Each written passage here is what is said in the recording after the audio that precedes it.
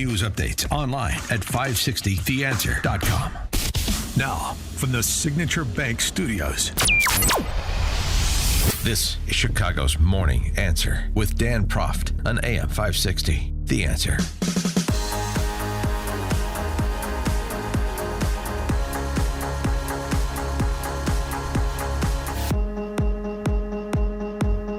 Top of the morning, Dan Proft here. I opened the show talking about the left, some on the left's belief that violence is a legitimate means to political ends amid the latest incursion at Mar-a-Lago, where there was a 21-year-old young man from North Carolina who brought a shotgun and gasoline to the president's private residence and raised the shotgun against Secret Service agents and was shot and killed. Just the latest example. Concurrent with that, over the weekend, a plot to attack a facility where DHS agents are in Meridian, Idaho, was thwarted. Again, the individual, according to local police there, intending to burn down that facility and obviously threaten the lives of DHS agents and others in so doing. We just see this repeat itself again and again, and I was reminded of perhaps the most important aphorism that Trump has offered over the last 10 years when he said, and he said this repeatedly because it's been consistently true, that they're not coming after me, the left. They're not coming after me. They're coming after you. I'm just standing in the way. And this seems to me something that should be central in this election year with an eye towards the presidential in 28. All of these materialistic issues are subordinated to the question of whether or not we're going to live in a free society or one that is ordered on the vision of Thomas Hobbes. Susan Rice, a veteran of the Jobama years, as you well know, offered this, and she's just the latest person to bang the drums of lawfare with an eye towards regaining control of at least one chamber and beginning to initiate that action over the last 2 years of Trump's presidency. Take a listen to what she said. But when it comes to the elites, the corporate interests, the law firms, the universities, the media, I agree with you, Preet. It is not. It's not going to end well for them. For those that decided that it was, that they would act in their perceived very narrow self-interest, which I would underscore is very short-term self-interest, and take a knee to Trump. I think they're now starting to realize, wait a minute, this is not popular. Trump is not popular. What he is doing, whether on the economy and affordability or on immigration now, is not popular. And that there is likely to be a swing in the other direction. And they are going to be caught with more than their pants down. They're going to be held accountable by those who come in opposition to Trump and win at the ballot box. And I can tell you, Preet, as I talk to leaders in Washington, leaders in our party, leaders in the states, if these corporations think that the Democrats, when they come back in power, are going to, play by the old rules, and say, oh, never mind, we'll forgive you for all the people you've fired, all the policies and principles you've violated, all, the laws you've skirted. I think they've got another thing coming. This is not going to be an instance of, forgive and forget. Right. The damage that these people are doing is too severe to the American people and to our national interest. So let me understand something, Ambassador Rice. Up until now, the left has been turning the other cheek? Is that what I'm meant to understand? And it's going to be no more Mr. Nice Guy if the American people entrusted you with the reins of power? It's chilling. For more on the topic and others, please be joined by Richard Reinsch, editor-in-chief of Civitas Outlook. Richard, thanks for joining us. Appreciate it. Hey, thank you for having me on. How do you internalize what Susan Rice is offering there? Well, I think when Democrats act that way, when they speak that way, when they indicate they're going to use the state as a prosecuting agent against Republicans or people they define as Republicans, which it's curious in that list. Did you hear what she said? Higher education, journalism. Yeah. These are Republican-owned sectors of our country. Yeah, right. I don't know. I can guess what I think she might be referring to there, but I find that sort of laughable. But when they act in this way and give indications that they're going to use the government in that capacity, that's actually what propels Republicans forward. It's interesting to just think back to 2023. The Trump campaign begins to gain steam precisely when they start prosecuting it. And maybe they wanted to bring that about. Some think they wanted to bring that about. That would make him weaker, but it actually ended up making him stronger and made the case look better. So if that's the way they want to go, I think that's an irresponsible politics that will cause them to lose. Yeah, but I mean, what they're saying is that like you will abide the orthodoxy. I don't care if you're an institution that we otherwise dominate. You will abide it, or we will purge you. I mean, it's Robespierre would be blushing. No, but they've. This is Susan Rice. This is one of their most aggressive partisans they have. This is a woman famously who went on TV and lied on 6 different shows on Sunday morning about, if you remember back to the video over the burning of our embassy in the Middle East, and this sort of half-concocted lie the Obama administration produced about that event. She went and gladly lied about it. So that's kind Benghazi, of who she is. Right? That's what she does. Yeah. No, right. That was the Benghazi cover story. Yeah. Well, you wrote this interesting piece about sort of conservatism in the moment, and has the definition of what constitutes a common sense conservative in 2025, 26. Has that changed from, say, 80, 81? One thing I wanted to ask, though, just thinking about what you wrote, and then I'll let you offer sort of a summation of it. But the landscape has changed so much, and you think about like somebody myself who grew up during the Reagan years, so I'm sort of Reagan generation conservative. But I'm thinking about myself back then, where as opposed to people maybe a little bit older than me at the time, compared to now, there's this data that was released that estimates the percentage of 30-year-olds in America who are both married and homeowners. In 1950, that was that was in the high 40%. Almost half of 30-year-olds were married and homeowners in 1950. Today, that is hovering around 15%. And I wonder what that portends for the future of conservatism. Yeah. Well, that's a very long set of events to try and come to terms with. When I wrote that essay, and it was sort of like, what did conservatism learn from the Nixon and the Ford presidencies?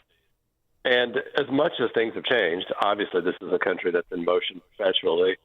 But I think 3 things remain true, even in 2026. One is conservatives win, and this is true for young people who maybe want to marry, but wonder about costs and things like this. Conservatism wins with supply side principles.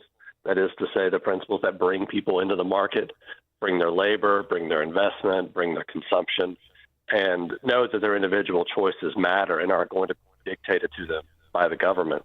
That was sort of the crucial lesson of the Reagan administration. I think another one is, and is very important, is we value the family.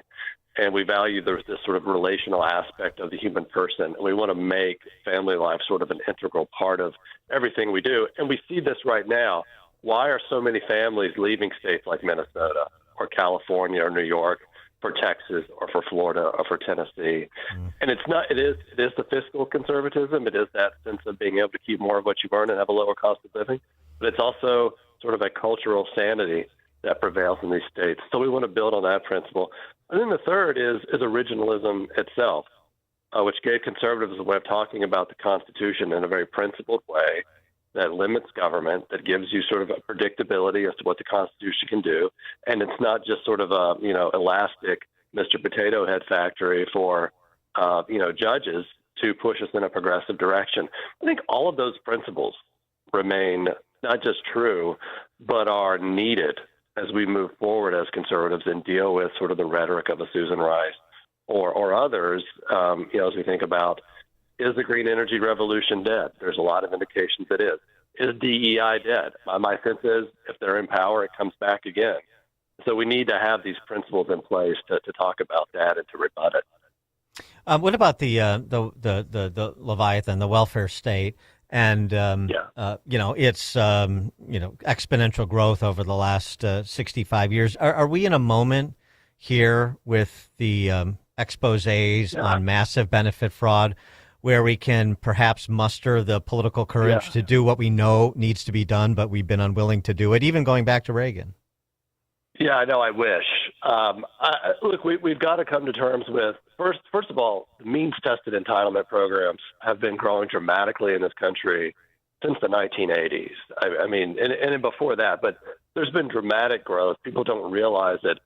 And the cost is not just the actual fiscal cost, but it's also what it does to the character of American citizens, the way it takes them away from work, from thriving, from opportunity, from believing in themselves, and sort of places them as wards of the state, and they start to see themselves in partnership with the government.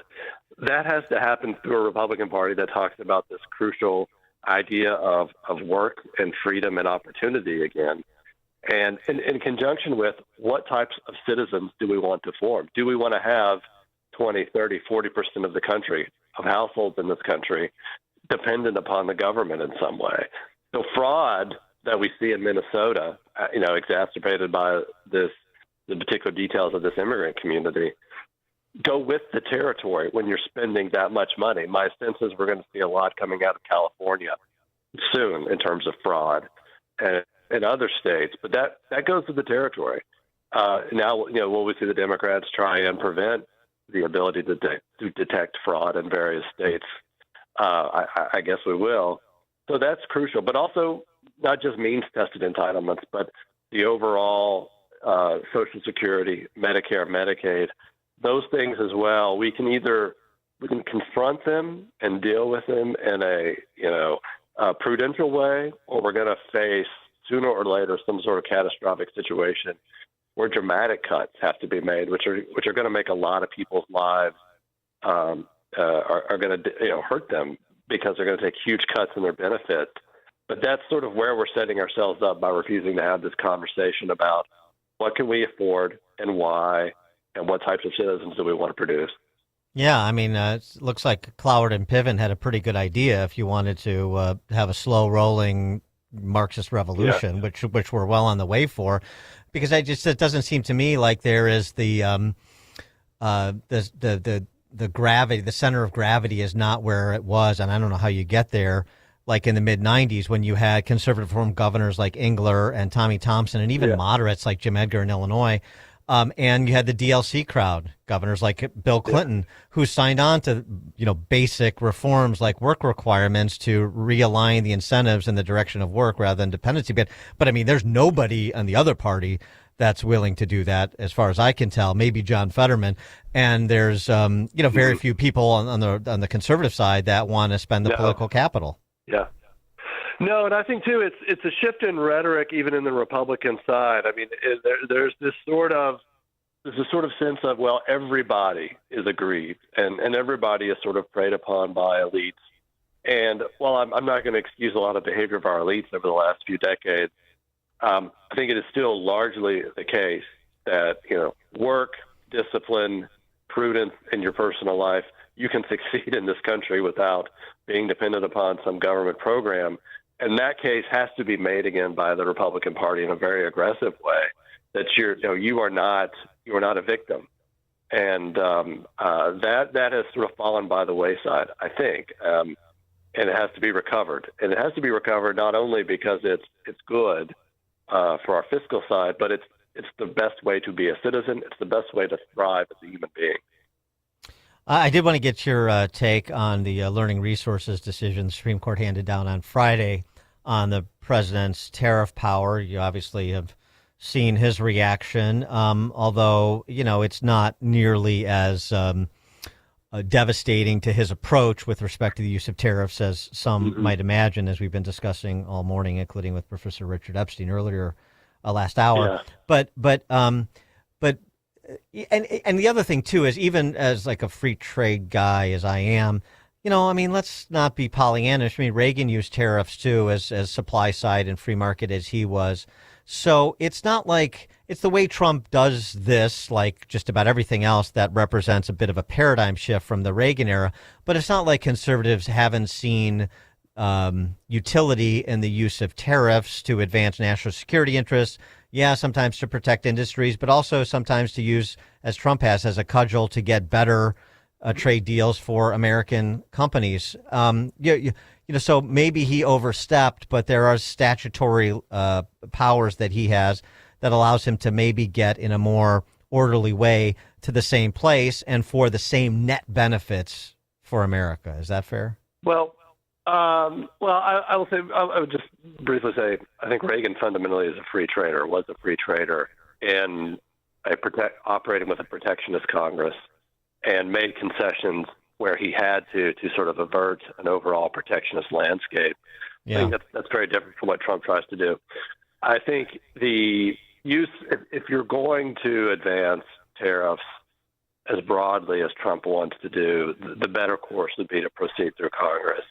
But he didn't want to do that. He used the statute. I think the telling line for me in the majority opinion, which relies on the major questions doctrine, which has been primarily has fallen on Democratic presidents, whether that's the vaccination mandate, the use of the EPA in an expansive way to basically eliminate the coal industry, student loans industry, and so that it fell now on a Republican president says to me this is a good doctrine, and it's a good doctrine because we're dealing with executive power operating in a manner unconstrained by Congress, and the court is really inviting Congress to get back in the game and be an equal branch in Washington. But the telling line for me in the majority opinion was, neither the government nor the dissenting opinion could produce one instance where a federal statute using the word regulation also included the word tax. And that's essentially what this case came down to, according to the majority, is within the IEPA statute, there was no power to tax, only a power to regulate. And to shoehorn tax into that just went too far. Yeah, right. I think as a constitutionalist, I agree with that opinion. I understand, the dissent has its own persuasive case to make. I'm not saying that Kavanaugh and Alito, these brilliant men that I admire so much, were just categorically in error. But I think you have to come down ultimately in the balance that the court strikes, which is if you're going to claim a tremendous power to tax over the American economy, it better come through Congress, not a very creative, expansive reading of a federal statute. Yeah, there's ironies abound, of course. I agree with what you said, but there are ironies abound. So Roberts, who turned an individual mandate into a tax, doesn't want to turn a regulation into a tax. Boy, if only he had been a little bit more intellectually consistent when Obamacare was on the table, right? Yeah. No, that point is taken. I think the overall usage of trying to limit what's happened in this country, where and this has been, I think this will be sort of the legacy of the Roberts Court, is this invitation to Congress, and it's more of an invitation, and it's an imploring Congress to actually get back into Washington and not just be sort of this side piece, but be what it's designed to be in the Constitution, which really is the first among equals. And that's clear to me in this case, another invitation to do that. And I think that's going to be Robert's legacy ultimately, is trying to rebalance our federal government. This opinion, as we think about what's happened over the past year, it seems to me that Donald Trump, a large part of his economic case was predicated on tariffs. And it seems to me you've got a Republican Congress push this through Congress in some way. And And I don't think that he can. And what it says to me is actually the Republican Party is far more divided than what we're told on this question. And if that's the case, then you've got to deal with it in that manner, not sort of unilateral executive power. Richard Reinsch is the editor-in-chief of Civitas Outlook. Richard, thanks so much for joining us. Appreciate it. Hey, thank you for having me. And he joined us on Chicago's Morning Answer. Now let's check the headlines. Good morning. It is 20 degrees here in Chicago on AM 560 The Answer. I'm Stacey Keenan in the QC Kinetics newsroom. The leader of a major Mexican drug